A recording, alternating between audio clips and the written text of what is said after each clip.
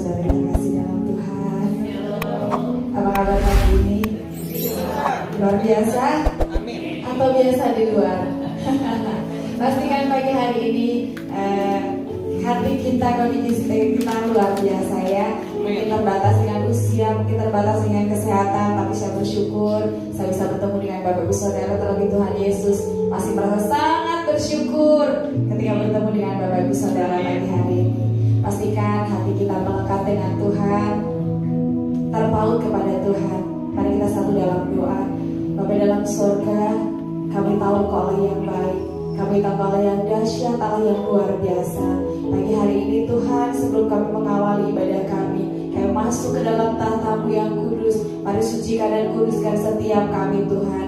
Kami mau menikmati Engkau, kami menikmati kuasa-Mu Tuhan. Tak terbatas kuasa-Mu dalam hidup kami Bapa. Dan kami bersyukur ketika Tuhan beri kami kesempatan untuk kami boleh datang kepada Tuhan. Itu karena semua kebaikan-Mu Tuhan. Engkau baik dalam hidup kami. Terima kasih banyak Bapak yang baik, kami siap untuk meninggikan Engkau Tuhan. Ya Allah Roh Kudus, penuhi kami Tuhan. Terima kasih Yesus, terima kasih Tuhan. Terima kasih Yesus. Mari siapkan hati kita untuk kita menyembah Tuhan, memuji Tuhan pagi ini. Terima kasih Yesus, terima kasih. Allah Roh Kudus, penuhi kami. Ku rindu Kau selalu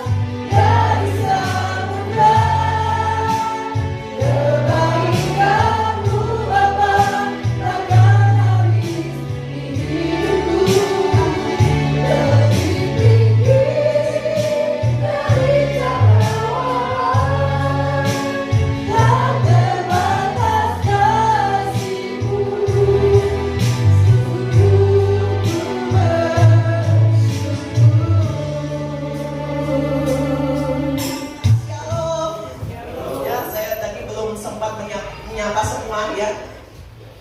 Luar biasa pada pagi hari ini, walaupun saat hari ini juga saya agak terganggu ya tenggorokannya, tapi di dalam nama Tuhan Yesus, Tuhan yang akan memberikan kekuatan ya buat saudara semua.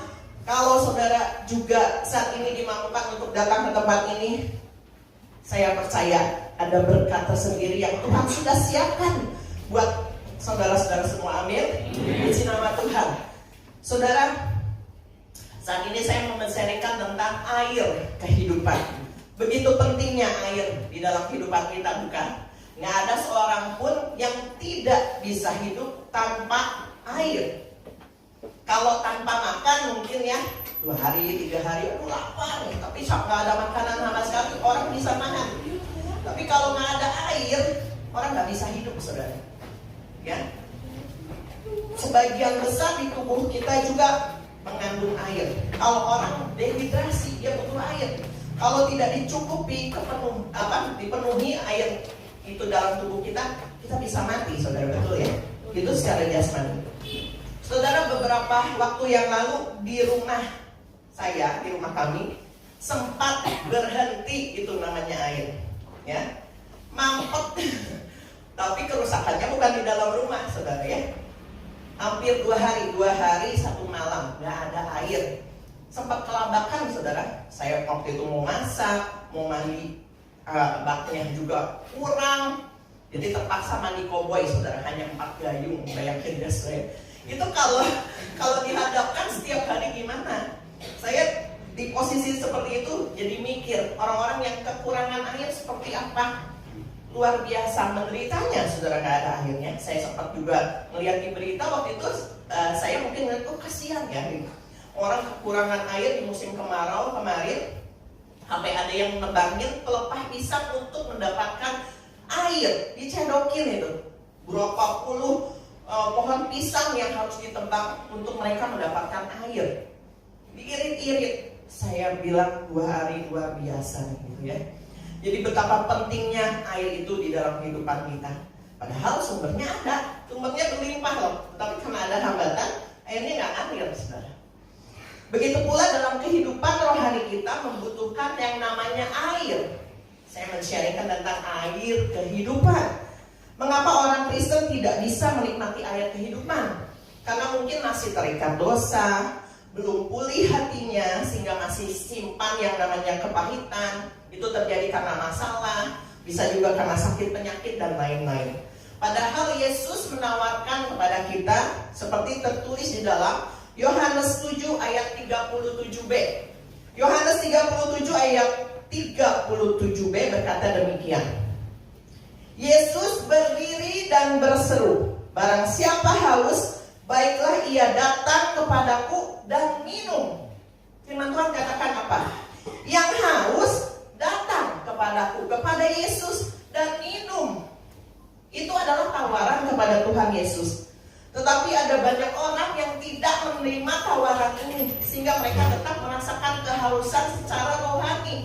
Ditawarin, ya, ayo nih, datang sama saya, kata Tuhan Yesus, tinggal minum, kamu tidak akan haus lagi. Bayangkan saudara, ketika saudara ada di padang gurun, apa yang paling berharga buat saudara saat ini? Uang. Di padang gurun, makanan. Yang paling dibutuhkan adalah air, saudara. Padang gurun nih, mana ngelihat sekeliling saudara yang ada cuma padang pasir. Yang dibutuhkan adalah air. Ketika seseorang haus, dia harus minum untuk menghilangkan hausnya. Saya mengambil konteks hari ini di dalam padang gurun dikatakan. Karena ketika seseorang mengalami kesulitan, disitulah imannya diuji. Pengendalian dirinya diuji. Emosinya diuji. Ketika kita nggak punya uang, enak ya nggak punya uang. Ya. Di situ kita diuji. Tapi ketika kita dapat pekerjaan, udah dapat pekerjaan, ini pekerjaannya numpuk, hektik banget, itu juga diuji, saudara. Ketika dapat sakit yang parah, diuji, saudara. Suatu saat ketika bangsa Israel dalam perjalanan di padang gurun, 3 hari mereka tidak mendapatkan air. Ratusan ribu jiwa ketika Musa membawa bangsa Israel ini keluar dari Mesir. Ketika akhirnya mereka sampai di daerah yang namanya Marah, ketemu air, tapi airnya pahit, nggak bisa minum. Ada air, tapi siapa yang mau minum air yang pahit?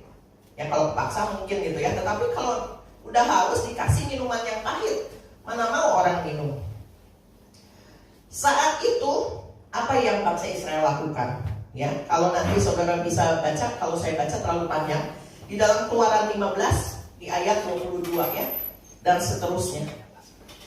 Waktu itu tuh bangsa Israel baru saja melewati laut Teberau, ditolong Tuhan, ngelihat mujizat yang luar biasa. Laut terbelah, mereka bisa nyebrang lautan di tempat yang kering waktu dikejar oleh pasukan Mesir. Baru lepas tuh, lolos dari maut, dibebaskan dari Tuhan. Tetapi Tuhan menguji mereka 3 hari nggak dapat air, sehingga akhirnya ketika sampai di Marah dapat air. Wah, mungkin dia senang ada air, pasti minum pahit. Yang mereka lakukan adalah Keluaran 15 ayat 24. Lalu bersungut-sungutlah bangsa itu kepada Musa, kata mereka, apakah yang akan kami minum? Seringkali ketika kita mendapat kepahitan di dalam kehidupan kita, gak punya uang, dapat segala hal yang kesulitan, betapa banyak atau berapa sering kita bersungut-sungut, menggerutu. Pernah saudara? Mungkin sering. Bangsa Israel ini bersungut-sungut dikatakan. Tetapi apa yang dilakukan Musa di ayat 25? Musa berseru-seru kepada Tuhan dan Tuhan menunjukkan kepadanya sepotong kayu. Apa yang bisa dilakukan oleh cuma sepotong kayu? Air di depannya pahit. Musa melemparkan kayu itu ke dalam air dan air itu menjadi manis. Bayangkan saudara, airnya pahit jadi manis cuma dilempar sepotong kayu. Apa makna dari firman Tuhan ini saudara? Ketika kita percaya Tuhan Yesus, ketika dosa kita sudah digantikan oleh Tuhan Yesus, dia tersalib, dipalang salib, dipaku untuk kita semua, berkorban untuk kita semua, menyerahkan nyawanya untuk kita semua, menebus dosa kita. Dikatakan penderitaan kita sudah ditanggungnya, amin. Setiap sakit kita sudah ditanggungnya. Tetapi ketika kita mengalami kepahitan, kita suka lupa.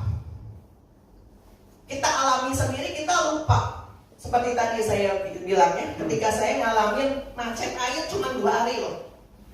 Nggak menggerutu sih, saya cuma bingung, waduh mau masak gimana nih ya, terpaksa pakai air aqua. Ya, mau mandi, oke, puji Tuhan, 4 gayung cukup, ya. Sikat gigi segelas sama air aqua luar biasa itu. Baru 2 hari saudara gini. Kalau sebulan, 2 bulan gimana? Ini 3 hari aja bangsa Israel udah bersungut-sungut. Harus nih, kok disediain yang pahit?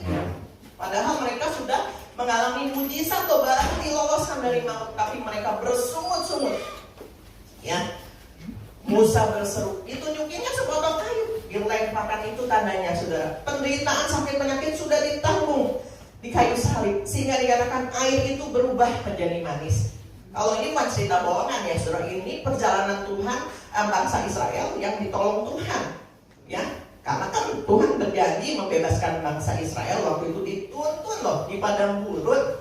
Itu juga karena kedegilan hati mereka, mereka dicobai, dikasih ujian gitu. Baru 3 hari gitu, udah bersungut-sungut. Tapi puji Tuhannya, Tuhan gak sembarangan kan menunjuk Musa. Musa berseru kepada Tuhan dan air itu menjadi manis. Ketika kepahitan menimpa, maka banyak manusia akan bersungut-sungut dan hati mereka mulai pahit. Air yang pahit tidak akan diminum orang. Hati yang pahit tidak akan menjadi berkat. Hati yang keras juga kadang harus dipukul oleh Tuhan. Di dalam Keluaran 17 ayat 6 dikatakan, maka aku akan berdiri di sana di depanmu di atas gunung batu di Horeb. Haruslah kau pukul gunung batu itu dan dari dalamnya akan keluar air, sehingga bangsa itu dapat minum. Demikianlah diperbuat Musa di depan mata tua-tua Israel. Tuhan gak suka orang-orang yang bersungut-sungut. Di perjanjian lama orang yang demikian akan dibinasakan oleh Tuhan. Yang bersungut-sungut mati loh. Terbelah itu tanah, mereka masuk ke dalam tanah. Puji Tuhannya kita hidup di dalam zaman anugerah. Sehingga kita ketika mengalami ujian misalnya, kita ngomel nih sama Tuhan bersungut-sungut. Tuhan itu kasih karunia buat kita, diingetin loh. Diingetinnya lewat firman Tuhan. Di dalam Keluaran 15 ayat 26 dikatakan, firman-Nya, jika kamu sungguh-sungguh mendengarkan suara Tuhan Allahmu dan melakukan apa yang benar, dikatakan, di matanya, dan memasang telingamu kepada perintah-perintahnya dan tetap mengikuti segala ketetapannya, maka aku tidak akan menimpakan kepadamu penyakit manapun yang telah kutimpakan kepada orang Mesir, sebab aku Tuhanlah yang menyembuhkan kau. Ada amin, saudara? Amin. Ya. Apa yang terjadi di ayat 27-nya? Sesudah itu sampailah mereka di Elim. Di sana ada 12 mata air dan 70 pohon korma. Lalu berkemahlah mereka di sana di tepi air itu. Terkadang sudah dalam kehidupan kita diperhadapkan situasi yang sulit. Kita mau ngomel bersungut-sungut gitu. Tapi kalau kita membiarkan kepahitan itu melanda, kita nggak dapat berkatnya, saudara. Musa berseru-seru kepada Tuhan. Anak buahnya bangsa saya melihat, wah ini pemimpinku berseru kepada Tuhan. Mereka minta ampun sama Tuhan, dituntun kepada, dikatakan mereka akhirnya sampai di Elim. Di sana ada 12 mata air. Satu mata air aja cukup untuk memuaskan betapa banyak orang. Ini 12 mata air. Berarti setiap suku itu dipenuhi atau dicukupkan, dipuaskan, mau minum sepuasnya. Saya juga begitu air ngocor ya saudara ya, itu luar biasa. Aduh itu mandi langsung ya. 4 gayung bayangin, aku lama-lama gitu. Walaupun bilang berhemat ya berhemat, aduh 2 hari udah gak ketemu air gitu ya. Luar biasa itu begitu air menyiram tubuh kita. Aduh terima kasih Tuhan gitu. Gimana rohani kita kalau gak disiram air, saudara? Nggak dialiri air kehidupan, pahit rasanya. Betapa sengsaranya kita. Tetapi Tuhan menawarkan, dikatakan, ayo datang kepadaku. Berarti kalau datang, ada usaha dong dari kita. Nggak diem aja. Ya, Bu Hana, ayo datang nih ke rumah yuk. Nih, saya sediain apa gitu. Terus, ya juga makasih. Tapi nggak datang-datang. Dapat nggak Hana? Enggak. Tapi Tuhan katakan, datang kepadaku. Kamu yang haus datang, tinggal minum, gitu ya. Terkadang ketika kepahitan melanda, kita tidak tahu harus berbuat apa. Tetapi ingat bahwa Tuhan Yesus sudah menanggungnya di kayu salib. Berapa banyak kita ketika mengalami kepahitan, masihkah dari dalam mulut kita bisa memuji Tuhan? Ujian mengatakan, pertolonganmu begitu ajaib, kau telah memikat hatiku. Kini mataku tertuju padamu, ku rasakan kasih-Mu Tuhan. Masih nggak saudara? Ketika mengalami kepahitan, saudara bisa memuji demikian. Oh pertolonganku sungguh ajaib dari Tuhan. Engkau tuh udah memikat hatiku. Aku mau terus fokus sama Tuhan. Aku mau terus meninggikan nama Tuhan. Bisa nggak saudara? Sulit kadang. Yang keluar adalah tadi sumut-sumut. Tetapi puji nama Tuhan. Ya.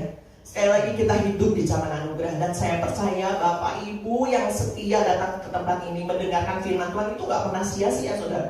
Ketika dalam masa sulit, firman Tuhan itu akan muncul dan menghasilkan, dikatakan iman, firman iman. Itu adalah firman yang rema. Jadi ketika Bapak Ibu datang ke tempat ini, fokusnya sama Tuhan, bukan fokus sama hamba Tuhannya, tapi fokus sama firman Tuhannya. Amin, responi. Itu terjadi dalam hidupku. Amin, aku akan melakukan firman-Mu. Itu adalah respon, firman yang rema. Sehingga ketika kesulitan melanda, atau bahkan ujian kesombongan, artinya gini ya, saudara lagi di atas, itu kadang-kadang orang suka nggak ingat juga sama Tuhan. Tetapi ketika saudara sadar, ya, ini di pikiran ini disadarkan bahwa semua ini karena Tuhan, ya. Kalau yang sedang diberkati, yang lagi di padang gurun, mungkin Tuhan izinkan, tetapi aku nggak mau bersungut-sungut, aku mau mengucap syukur, bahkan bisa memuji Tuhan. Pertolongannya belum datang, tapi kita terus nyanyi, pertolonganmu begitu ajaib. Bisa nggak saudara? Itu yang harus dilakukan, bukan sumut-sumut, gitu ya. Harus ada usaha dari kita untuk datang kepada Tuhan. Lebih baik kita berseru kepada Tuhan, bersungut, jangan bersungut-sungut. Berseru itu datang dalam doa kita. Saudara bisa berdoa di mana aja, saudara. Paling baik memang saudara mengambil saat teduh, masuk kamar, kunci pintunya, saudara bisa nangis di hadapan Tuhan. Tetapi saudara juga bisa berdoa ketika saudara lagi nyetir mobil. Saudara bisa memuji Tuhan, Tuhan kau luar biasa baik. Saudara bisa berdoa ketika ibu-ibu juga lagi masak di dapur. Makasih ya Tuhan, hari ini saya masih bisa masak buat anak-anakku. Saudara bisa berdoa ketika saudara lagi berdagang. Aduh, kok gak ada pelanggan yang datang, lagi sepi. Saudara tak memuji Tuhan, amin. Ya, jangan biarkan hati ini pahit, tetapi tetap dialirkan oleh air kehidupan. Tadi dikatakan ayat firman Tuhan, yang mendengarkan suara Tuhan dan tetap melakukan apa yang benar, sekalipun di sekeliling kita gak benar. Mendengarkan suara Tuhan bukan suara dunia ini. Terkadang ketika kita mengalami kesulitan, suara dunia ini lebih keras bergema. Wah, udahlah percuma ikut Tuhan, gitu ya. Tetapi saudara harus menekadkan, menguatkan hati kita, bahkan harus memaksa batin kita untuk kita taat sama Tuhan. Baca firman, doa sama Tuhan, memuji Tuhan, itu tuh yang harus dikendalikan pikirannya, supaya bukan sumut-sumut yang keluar, ya. Tuhan itu sudah siap mencurahkan air kehidupan, udah siap loh. Kayak tadi ya, sumbernya ada. Cuma kalau ada hambatan, dosa, kepahitan, itu rapat saudara, nggak bisa dicurahkan. Tapi begitu dapat air kehidupan itu luar biasa saudara. Orang bisa bebas menikmatinya, gitu ya. Di dalam Yehezkiel 36 ayat 25 sampai 27 kita akan baca. Yehezkiel 36 ayat 25 sampai 27. Aku akan mencurahkan kepadamu air jernih yang akan mentahirkan kamu dari segala kenajisanmu, dan dari semua berhala-berhalamu aku akan mentahirkan kamu. Kamu akan kuberikan hati yang baru dan roh yang baru di dalam batinmu, dan aku akan menjauhkan dari tubuhmu hati yang keras, dan kuberikan kepadamu hati yang taat. Rohku akan kuberikan diam di dalam batinmu, dan aku akan membuat kamu hidup menurut segala ketetapanku, dan tetap berpegang pada peraturan-peraturanku dan melakukannya. Lihat saudara, Tuhan itu mencurahkan air kehidupan yang jernih, bukan kotor. Yang kotor ini datang dari dunia ini. Yang kotor ini datang dari iblis saudara. Itu bisa merusak hati kita, pikiran kita. Tetapi Tuhan mencurahkan air jernih. Mana yang saudara mau terima? Mana yang saudara izinkan untuk mengalir dalam hati kita? Tentunya pasti air yang jernih. Ketika air jernih itu mengalir dalam hidup kita, dikatakan dia akan mentahirkan kita. Yang kotor-kotor dibuang. Saya juga sering kasih ilustrasi, kalau saudara punya air kotor di gelas, terus saudara siram sama air yang jernih, terus makin lebih banyak, akhirnya apa? Yang kotor itu keluar kan? Dan gelas itu akan digantikan dengan isi air yang jernih. Nggak cukup seseloki. Kalau airnya di dalam gelas itu hitam, saudara nggak butuh, maksudnya kalau cuma seseloki air bersih nggak cukup saudara. Segelas lagi ya, masih ada kotoran-kotoran menempel. Tapi itu harus dicurahkan. Apalagi kalau kotoran itu udah nempel di gelas, susah membersihkannya. Ya, kalau kerak-kerak susah kan nggak bersihinnya. Ibu-ibu kalau nggak bersihin kuali yang berkerak, mesti diapain? Disiram doang? Enggak kan? Gosok. Kalau kualinya bisa ngomong pasti sakit. Ngapain sih gosok-gosok tengah-tengah kayak kita juga pegel kan gosoknya gitu ya. Kocorin gitu. Mungkin kualinya berteriak, aduh sakit bisa gitu ya. Nah mungkin kita juga ketika ada kerak-kerak kotoran dalam hati kita, waktu dicurahkan air jernih itu nggak mudah saudara. Kita mengalami sakit. Sakit artinya gini, aduh kita sakit nih, rupanya digosok tuh sakit gitu. Tetapi Tuhan sedang memoles kita. Tuhan sedang memberikan, oh luar biasa berkatnya itu dicurahkan tadi ya, dikatakan ketika kita menerima air jernih itu, saudara, Tuhan tuh nggak tanggung-tanggung menyediakan berkatnya. Dia akan menyediakan mata air kehidupan, bukan lagi air saudara mau berenang kayak gitu. Nanti ada ayatnya juga ya. Dikatakan ketika air jernih itu ada dalam kehidupan kita, air jernih ini juga berbicara tentang firman Tuhan tadi ya. Harus terus menerus kita dapatkan. Nggak cukup minggu sekali aja deh, tiap hari mah mau baca Alkitab nanti nunggu minggu berikutnya. Nggak cukup saudara. Tiap hari saudara harus memaksa, dikatakan batin kita untuk baca firman Tuhan. Males nanti sibuk gitu. Baca tiap hari saudara sekarang disuguhkan sama firman Tuhan. Gak ada kan suka bosan gini, ibu gembala gini, banyak banget sih. Renungan hariannya banyak banget gitu. Nah, nanti aja lah skip semuanya gitu. Rugi loh saudara gitu. Saya juga mendisiplinkan diri saya ketika ada kiriman ayat, saya gak nolak jadi gabung ngirimin ayat lagi, enggak. Saya berusaha baca gitu. Kalau saya belum sempat baca, saya nggak buka dulu WA. Yang daily reading juga ya, yang pembacaan Alkitab setiap hari, saya belum sempat dibaca gitu ya pagi. Saya nggak buka dulu. Tapi saya akan ambil waktu untuk membaca firman Tuhan itu. Harus didisiplinkan, gitu ya. Kalau sampai saat ini pun saya bisa membagikan berkat firman Tuhan, dan saya percaya bukan saya aja, kebetulan aja Tuhan menunjuk kami jadi ibu gembala, bapak gembala di sini. Tetapi saudara semua, bapak ibu semua, saudara juga akan menjadi gembala-gembala bagi orang lain. Ketika saudara bertemu dengan sanak saudara, anak-anak saudara, lingkungan saudara itu jadi gembala artinya ya.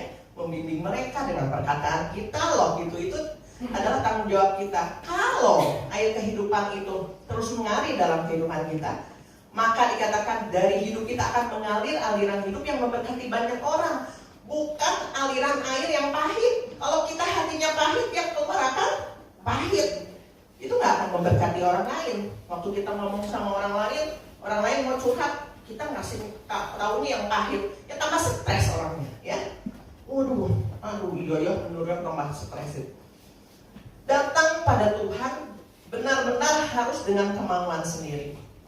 Berapa banyak kita yang harus didorong-dorong untuk datang kepada Tuhan. Tapi kalau saudara sudah datang dengan kemauan sendiri, itulah saatnya Tuhan akan memakai saudara. Amin. Mentahirkan saudara dari segala dosa. Kita berhala di sini bukan artinya nyembah patung aja, enggak saudara. Tapi berhala itu hal-hal yang menggeserkan nama Tuhan dalam kehidupan kita. Banyak saudara, pekerjaan, hobi, apapun juga, uang mungkin, karena dikatakan cinta akan uang juga itu akar dari segala kejahatan. Tetapi kalau kita udah benar bisa fokus sama Tuhan, rindu nih, ditunggu-tunggu, hari Minggu tuh ditunggu-tunggu. Bukan mau ketemu ke pendetanya, atau misalnya diundang ada artis itu, bukan. Tapi mencari firman Tuhannya, aku tuh mau dikasih air jernih Tuhan, gitu ya, dibimbing. Maka dikatakan, aku akan memberikan, dikatakan hati yang baru, hati yang keras akan aku halaukan, akan kugantikan hati yang taat. Jadi nanti ketika kita udah kemauan sendiri begitu dengan firman Tuhan, oke Tuhan, apa yang Tuhan suruh, mau deh. Namanya taat kan berarti nggak pernah katain tidak ya sama firman Tuhan. Oke Tuhan, aku siap ya Tuhan, gitu ya. Rohku akan kuberikan diam di dalam batinmu. Itu nggak kemana-mana. Roh Kudus itu akan menyertai kita. Tuhan akan menyertai saudara. Dan dikatakan akan membuat kita hidup menurut peraturannya. Nggak terpaksa saudara, tapi sukacita, gitu ya. Saudara, di saat mungkin saat ini kita menghadapi berbagai masalah kehidupan dan kita sampai bingung nih, Tuhan, mau apa ya? Ini maksudnya kemana nih jalan yang harus aku tuju gitu? Bingung mau kemana, bingung gitu ya. Kita boleh berencana, tetapi kita percaya rencana Tuhan yang terindah. Seperti pujian dikatakan, Kau lebih tahu yang terbaik bagiku, Kau lebih sanggup pulihkan hidupku. Ku berserah, ku percaya hanya Yesus penolong yang setia Dia tahu cara yang terbaik untuk memulihkan hidup saudara. Amin. Nggak usah kita pikir, yang penting dikatakan tadi, hati kita mau taat, hati kita mau dibukakan. Ya, hati-hati yang keras dihancurkan. Kalau sedang dipukul Tuhan, kayak hati wali yang diposok begitu dengan kuat. Sakit Tuhan, aku dihina orang. Mau ikut Tuhan aja, aku dihina orang. Saudara jangan takut. Dia punya cara yang terbaik untuk menolong saudara, memulihkan saudara. Dikatakan kalau air kehidupan itu mengalir dalam hidup kita jadi berkat saudara. Datang pada Tuhan Yesus. Di dalam Yohanes 7 ayat 38 dikatakan, barang siapa percaya kepadaku, seperti yang dikatakan oleh kitab suci, dari dalam hatinya akan mengalir aliran-aliran air hidup. Amin, saudara. Amin. Gimana bisa keluar air hidup itu? Yaitu ketika Tuhan mencurahkan air jernih itu dalam kehidupan kita. Maka yang keluar yang kotor-kotor udah gak ada. Tetapi yang keluar dari hati kita adalah aliran-aliran air kehidupan. Ketika saudara sedang dalam keadaan sulit pun, saudara harus meneguhkan hati, terus percaya kepada Tuhan, menguatkan hati kepada Tuhan. Sehingga dari kehidupan kita terpancar aliran-aliran hidup yang membawa berkat, bukan kematian atau membawa kehancuran, saudara. Di dalam Yehezkiel 47, nanti saudara bisa baca dari ayat pertamanya, tapi saya akan baca di ayat ke-8. Ya, mulai dari ayat ke-8. Ini ceritanya ada air yang keluar dari bawah ambang bait suci. Ya, 8 dikatakan, ia berkata kepadaku, sungai ini mengalir menuju wilayah timur dan menurun ke arah Yordan dan bermuara di laut asin, air yang mengandung banyak garam, dan air itu menjadi tawar. Sehingga kemana saja sungai itu mengalir, segala makhluk hidup yang berkeriapan di sana akan hidup. Ikan-ikan akan menjadi sangat banyak, sebab kemana saja air itu sampai, air laut di situ menjadi tawar, dan kemana saja sungai itu mengalir, semuanya di sana hidup. Maka penangkap ikan penuh sepanjang tepinya, mulai dari En-Gedi sampai En-Eglaim. Daerah itu menjadi penjemuran pukat, dan di sungai itu ada berjenis-jenis ikan seperti ikan-ikan di laut besar sangat banyak. Tetapi rawa-rawanya dan paya-payanya tidak menjadi tawar, itu menjadi tempat mengambil garam. Pada kedua tepi sungai itu tumbuh bermacam-macam pohon buah-buahan yang daunnya tidak layu dan buahnya tidak habis-habis. Tiap bulan ada lagi buahnya yang baru, sebab pohon-pohon itu mendapat air dari tempat kudus itu. Buahnya menjadi makanan, daunnya menjadi obat. Luar biasa, saudara. Ketika kita tinggal di dalam hadirat Tuhan, dalam bait Tuhan, dari dalam hati kita mengalir aliran-aliran kehidupan.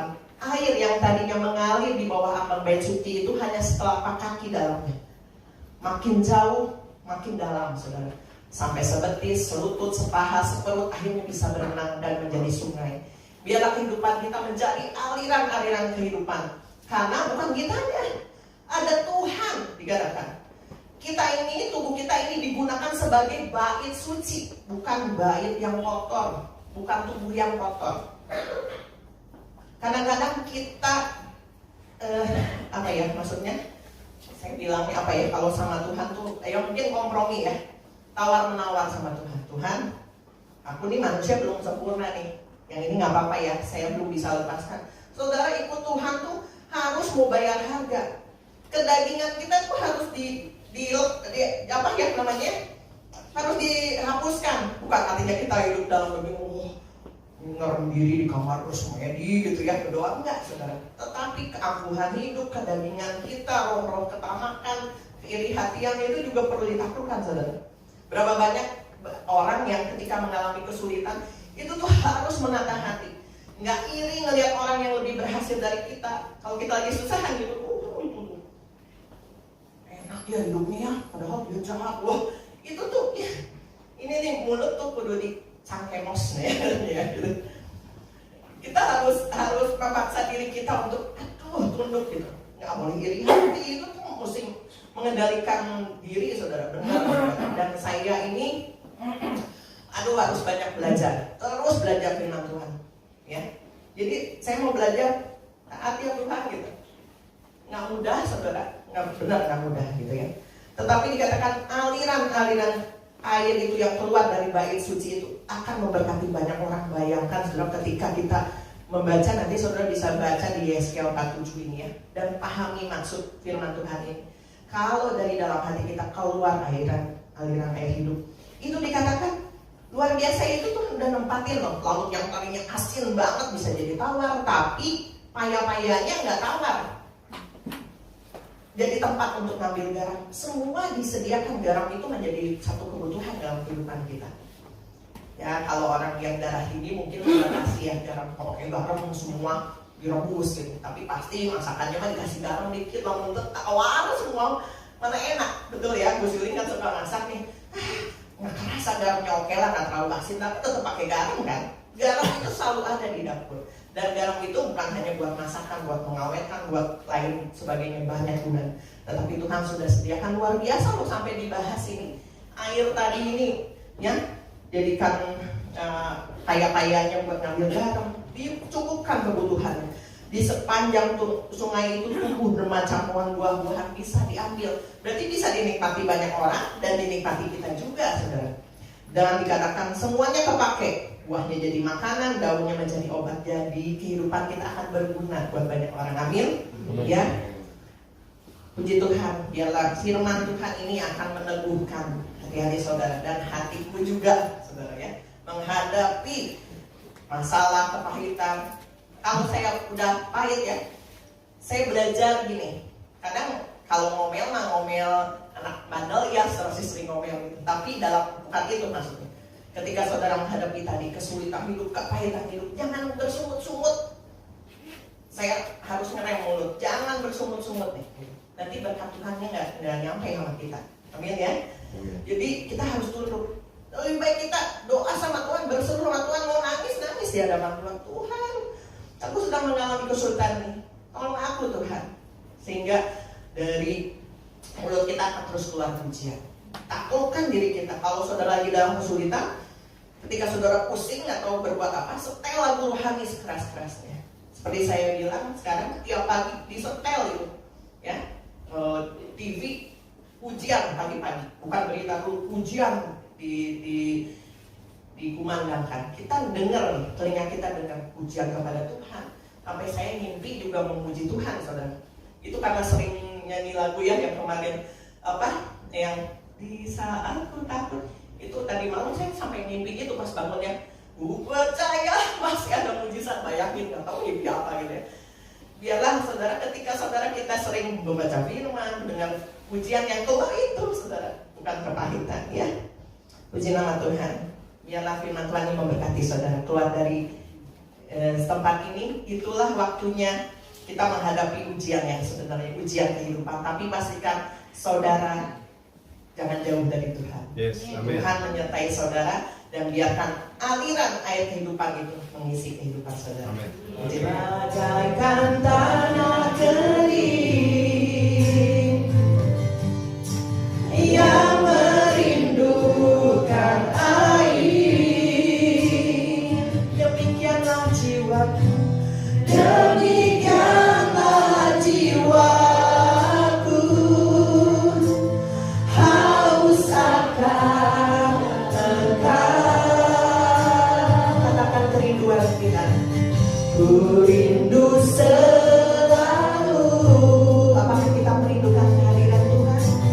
Hadir-Mu di hidupku.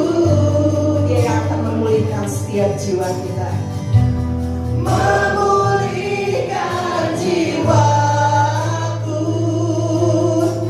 hapuskan air mataku.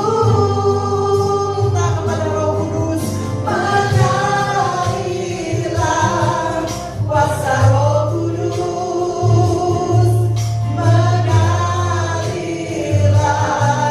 di tempat ini, mengalirlah